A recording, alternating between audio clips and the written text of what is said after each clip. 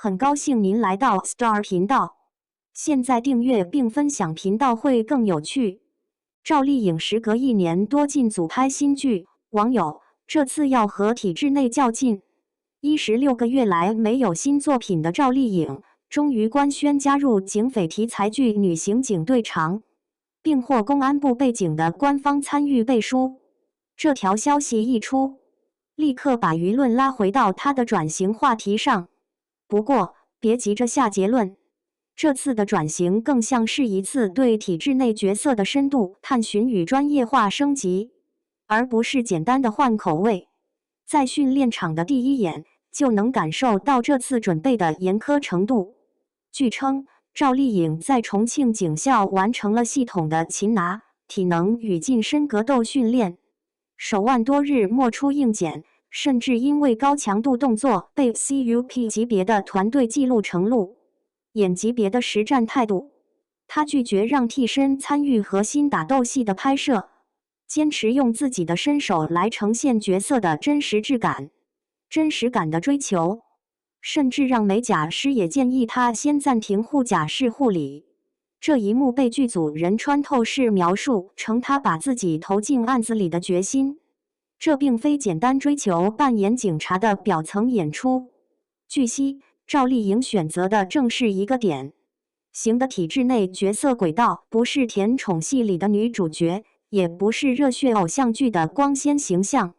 而是要在现实工作语境中去呈现刑警的日常压力与职业边界。这一方向与他以往的角色跨度形成对比，也被视为对85后女演员在30+阶段的职业路径探索的一种尝试。行业观察者普遍认为，85后在经历家庭与事业双线压力后，更多选择贴近生活、强调专业性的题材，这对市场和观众来说提供了新的情感与认知入口。制作层面也透露出国家队级配置的信号。破冰行动原班团队的编剧参与，人民的名义级别的叙事张力，以及来自扫黑风暴系的道具与现场管理协同作业，这些都指向一个目标，以高保真度和专业化呈现公安题材。公安部的参与背书，一方面为观众建立信任感，另一方面也给剧集设定了更严格的专业门槛。这并非为了炫技而堆砌场面，而是要让刑警的处境、处置与取证过程更贴近真实世界的运作逻辑。尽管如此，这样的转型并非没有风险。以往的警察题材在市场上往往会被质疑秀场化或走秀感，若缺乏持续的情节深度与真实感，容易让观众产生距离感。此次若要真正成剧，就需要在剧情推进、案件复杂性以及角色成长线之间找到平衡点。赵丽颖目前的工作节奏和现场融入度，显然是在努力做出这份平衡。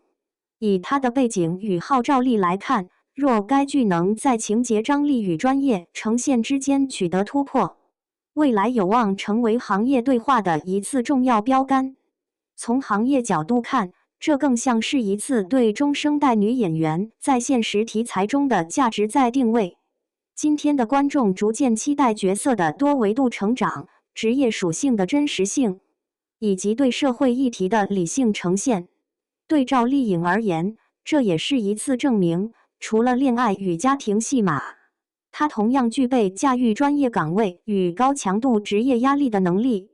这种从青春偶像到职业铁腕的转变，若成功，可能为更多同龄演员打开新的演艺路径。落地观察点与实操关注，擒拿与格斗的真实感，关注他在训练中的动作设计、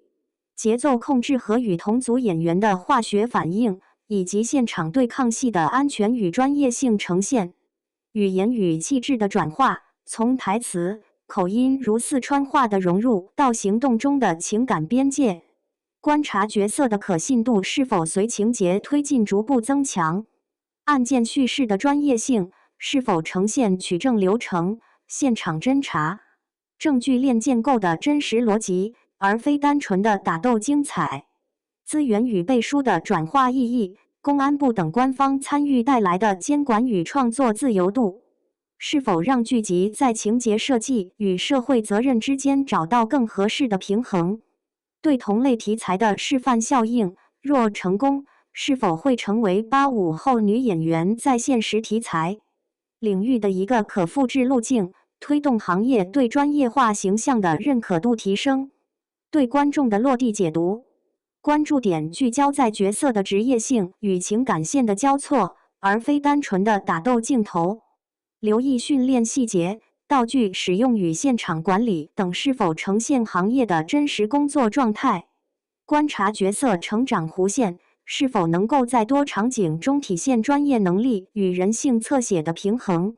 看是否有超越戏剧化成分的社会议题呈现，如真实案件处理中的伦理冲突与职业边界。总结而言，这次赵丽颖的体制内角色探索，显然不只是一个简单的职业标签切换，而是一场关于坚持与专业的公开试验。若剧集最终在真实感、